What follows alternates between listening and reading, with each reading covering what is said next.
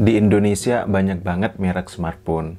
Antara lain ada iPhone, Samsung, Oppo, Vivo, Realme, Xiaomi, dan lain sebagainya. Nah, ini menjadikan para calon pembeli bingung dalam menentukan pilihannya. Belum yang satu merek tapi banyak variannya. Nah, itu menambah kebingungan para calon pembeli.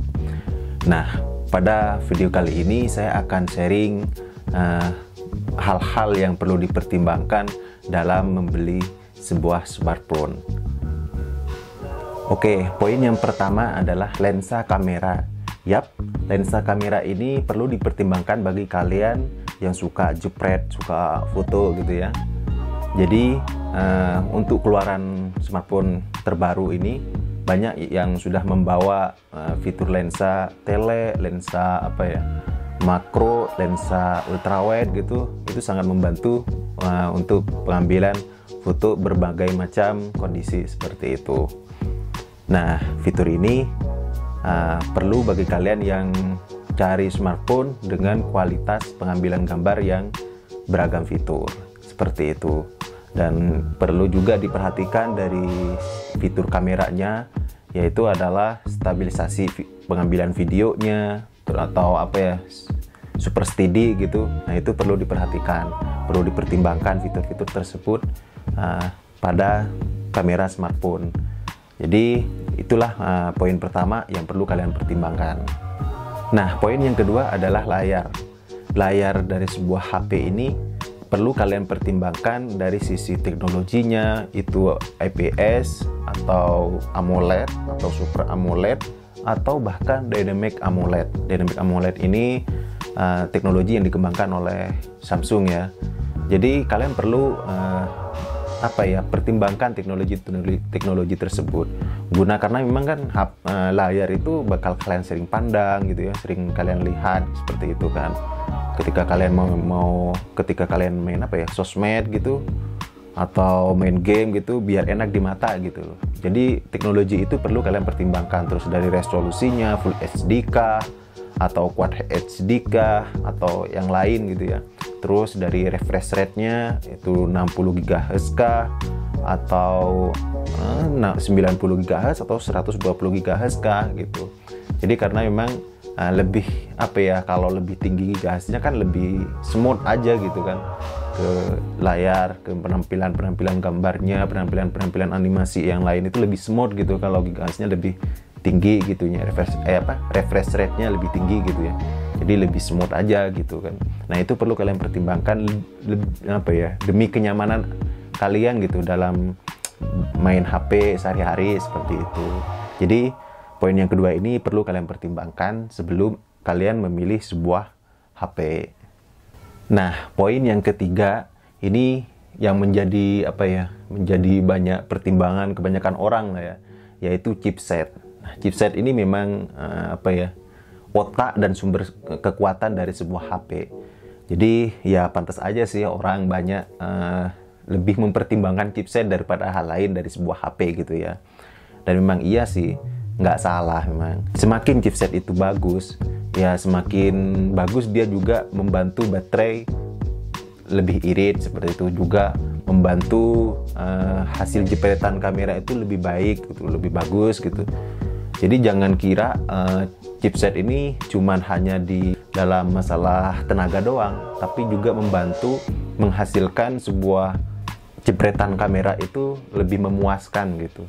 Jadi chipset ini ya pantas aja gitu menjadi pertimbangan awal dari orang-orang dalam memilih sebuah HP. Poin keempat yaitu RAM. Jadi RAM ini perlu kalian pertimbangkan sebelum memilih sebuah HP.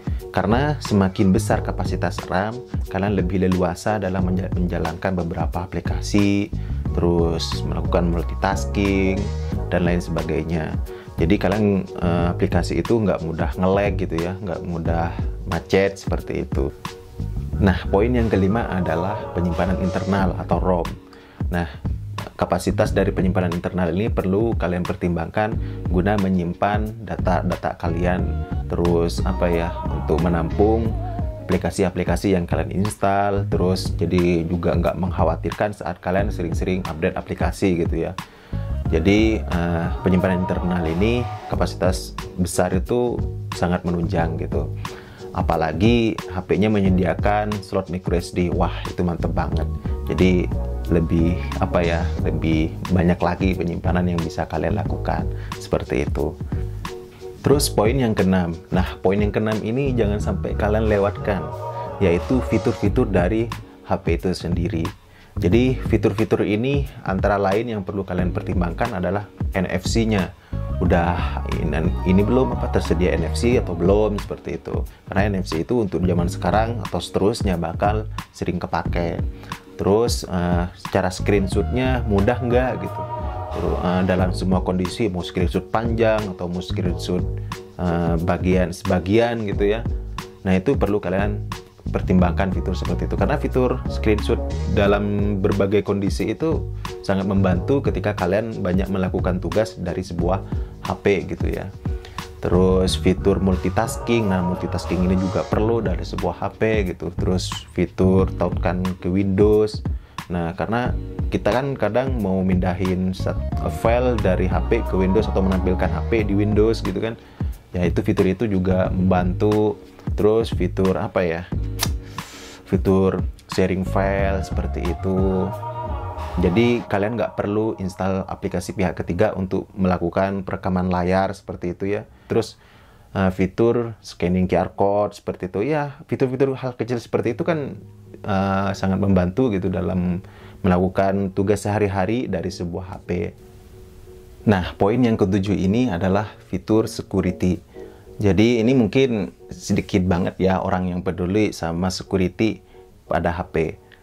Sebenarnya ini sangat butuh ya, sangat diperlukan karena penting dalam menjaga data kita gitu, biar nggak mudah dibajak. Terus ya kita nggak mudah kena hack gitu kan, nggak banyak virus.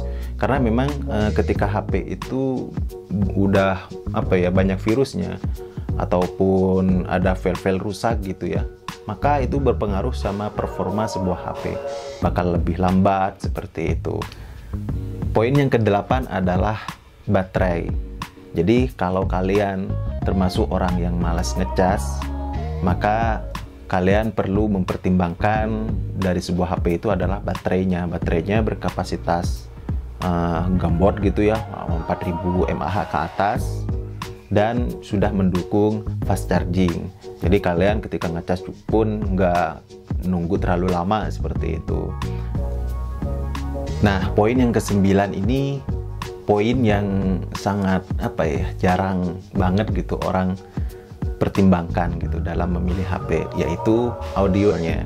Jadi saran dari saya sih, pertimbangkanlah suara dari audionya sebelum memilih HP.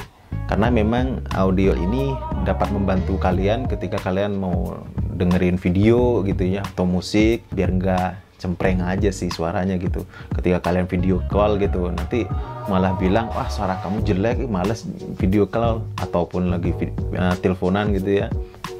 Poin ke-10 adalah build quality. Banyak orang melindungi HP-nya dengan memakai case atau soft case biar ketika jatuh lebih aman. Nah, dalam memilih sebuah HP nggak salah untuk mempertimbangkan build quality dari HP itu sendiri. Jadi seperti layarnya sudah ada Corning Gorilla Glass-nya, terus bodinya metal, dan mungkin ya buat ngejar elegan mewah, belakangnya dikasih kaca juga gitu. Ya nggak masalah sih untuk mempertimbangkan build quality seperti itu, karena mungkin ya untuk menunjang keamanan juga kan, lebih aman ketika jatuh, terus lebih mewah kalau ada kaca di belakangnya seperti itu. Jadi ketika digenggam lebih enak. Ya nggak salah sih untuk mempertimbangkan build quality. Jadi itulah beberapa hal-hal yang perlu kalian pertimbangkan dalam memilih sebuah HP. HP full spec ya HP flagship. Setiap HP pasti punya kelebihan dan kekurangan. Ada sisi yang diunggulkan, ada sisi yang dipangkas. Semua kembali pada harga dan kebutuhan. Dengan semua hal yang telah saya sampaikan, Semoga kalian bisa menentukan pilihan. Oke, demikian video tips atau hal-hal yang perlu kalian pertimbangkan dalam memilih HP. Semoga bermanfaat. Like video ini dan subscribe jangan lupa.